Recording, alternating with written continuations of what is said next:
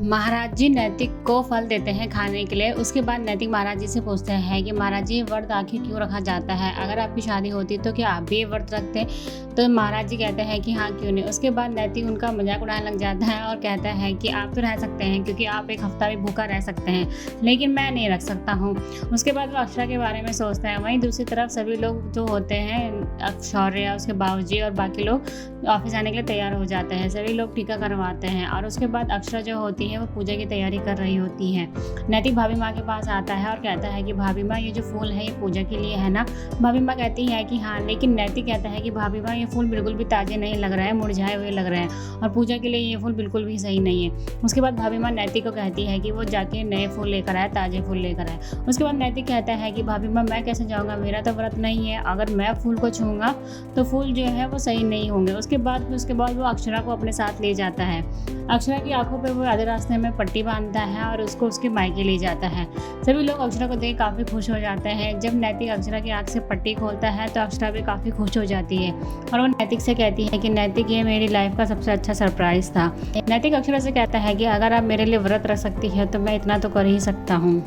उसके बाद सभी लोग अक्षरा से मिलते हैं। वहीं दूसरी तरफ गायत्री आकर भाभी माँ से पूछती है कि भाभी माँ अक्षरा नहीं दिखाई दे रही, कहाँ है? तब जाके भाभी माँ बताती है कि अक्षरा और मुन्ना फूल लेने गए हैं, जल्दी ही आ जाएंगे, गाड़ी से गए हैं। उसके बाद वहाँ पे शंकरी ताई भी आ जाती है और वो भी अक्षरा के बारे में पूछती है और कहती है कि अक्षरा इस बार तीज जो है वो ससुराल में ही मना रही है, तो अक्षरा कहाँ है?